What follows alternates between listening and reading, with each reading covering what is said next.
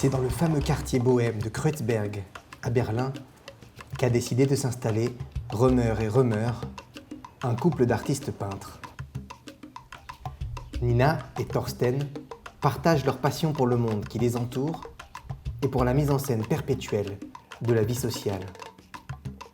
Römer et Römer, enchanteurs de la réalité, transmettent la singularité de leur regard sur les moments de rencontre et de fête de nos vies.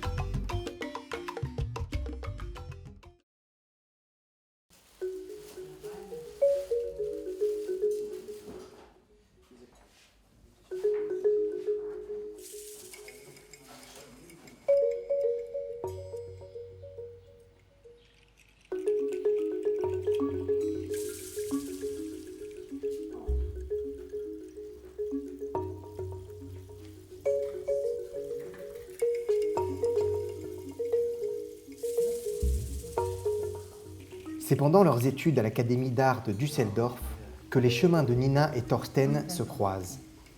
Une rencontre qui déterminera leur identité en tant qu'artistes, puisqu'ils choisissent de créer ensemble et de prendre un nom qui marque leur union dans la vie, comme dans l'art, Römer et Römer.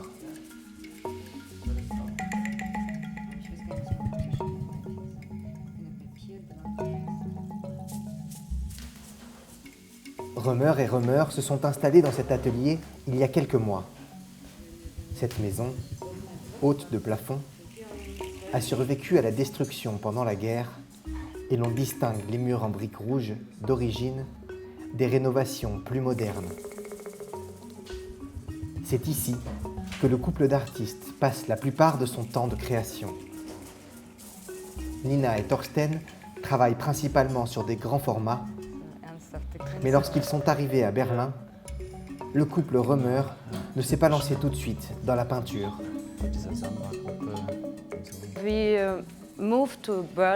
Quand nous avons déménagé à Berlin en 2000, c'était une période intéressante pour arriver dans cette ville. Elle venait seulement de redevenir la capitale de l'Allemagne. Et à ce moment-là, la peinture n'était pas au centre de la scène artistique. Nous avons commencé à faire des performances et nous avons fait beaucoup de projets différents. Et ce n'est que quelques années plus tard que nous sommes revenus à la peinture. Nous venons de la peinture, nous avons étudié la peinture, mais nous avons beaucoup travaillé sur la performance. Puis nous avons commencé à documenter nos propres performances. Nous avons fait des vidéos et des photographies, mais nous n'étions pas très contents du résultat.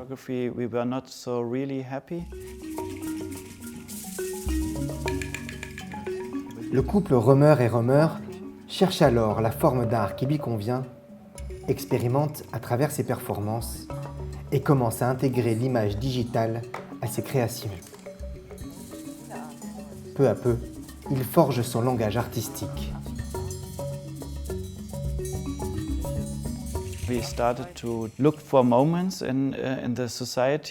Nous avons commencé à chercher des moments de la vie sociale. C'est venu naturellement, nous ne l'avions pas décidé. Nous avons vu certains événements dans l'espace urbain, des manifestations, ou même des moments de la vie quotidienne qui ressemblaient à des performances artistiques. C'est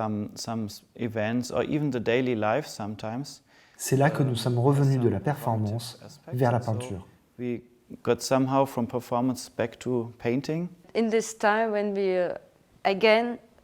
À ce moment-là, lorsque nous avons recommencé à peindre, en 2003-2004, c'était l'explosion de la photographie digitale. Tous les magasins de photos où l'on pouvait faire des tirages argentiques disparaissaient.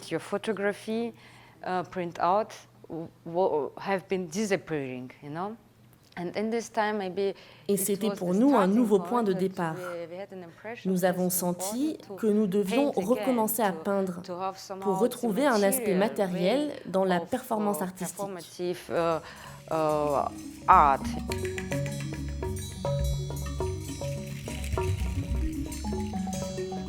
Römer et Römer décident alors de redonner vie à la photographie.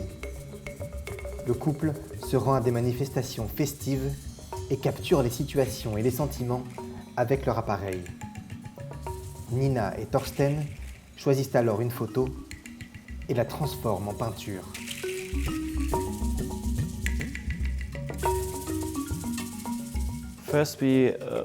Nous avons d'abord travaillé avec des photographies argentiques.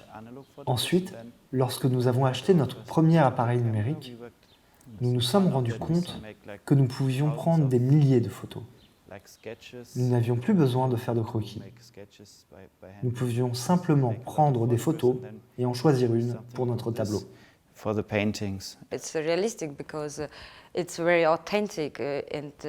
réaliste, c'est très authentique. Parfois, nous faisons quelques modifications ou quelques altérations sur la photographie d'origine, mais nous essayons de le faire le moins possible, car nous voulons donner aux spectateurs le sentiment d'être partie prenante à la scène que nous représentons.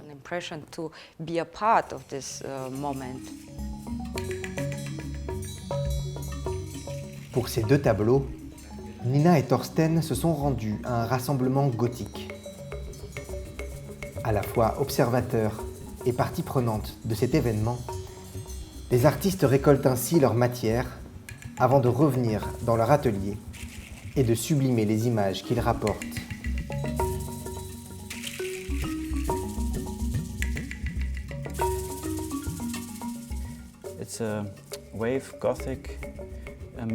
C'est un rassemblement wave gothique, ou dark wave, avec environ 20 à 30 000 personnes à Leipzig.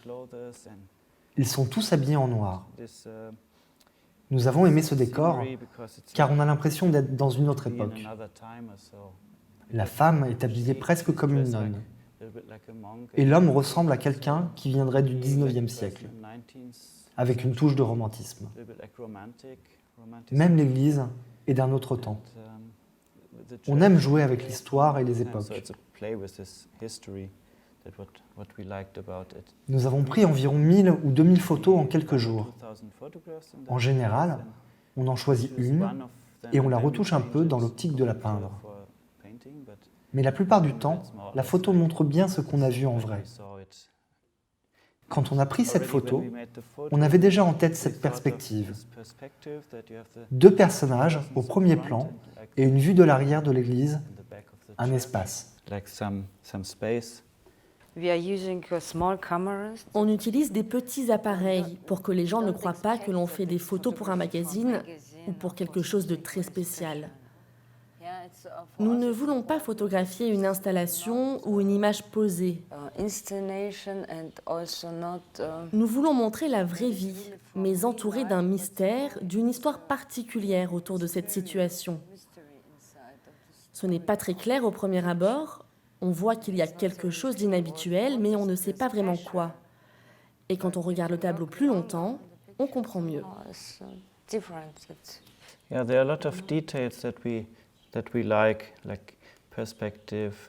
Il y a beaucoup de détails que nous aimons, comme la perspective, l'aspect général des personnes ou la lumière. Light situation.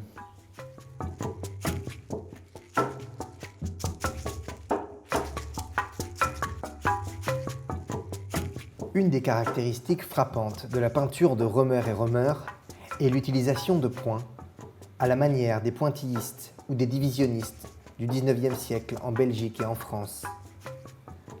On retrouve évidemment du Seurat ou du Signac, ces maîtres du genre qui ont contribué à la création de cette technique novatrice.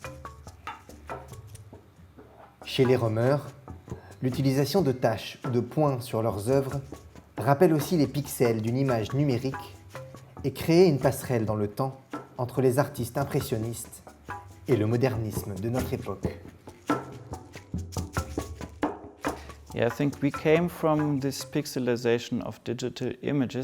Je crois que nous sommes partis de la pixelisation des images digitales, mais nous n'aimions pas vraiment la forme trop carrée des pixels, trop brutale.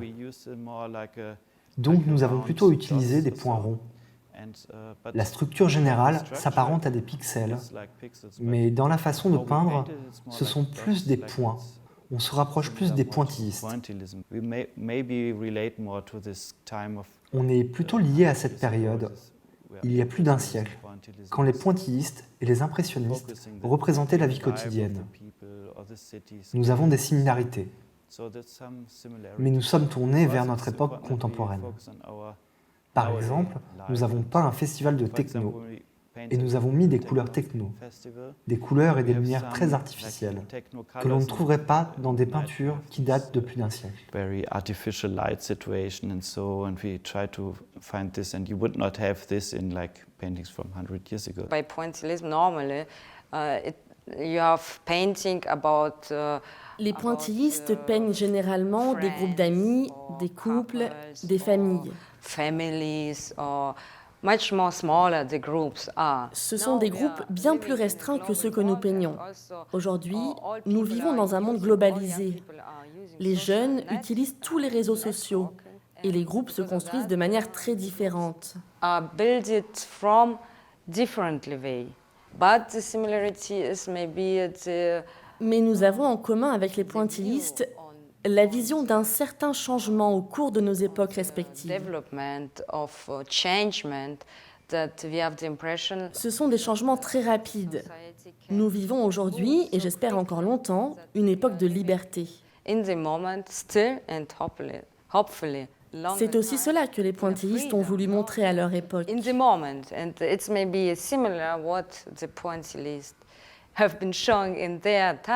Ils ont vécu un temps où les gens faisaient la fête, buvaient du vin ensemble et profitaient de la vie. Et nous, dans nos peintures, nous montrons le côté positif de nos vies, les bons moments passés ensemble.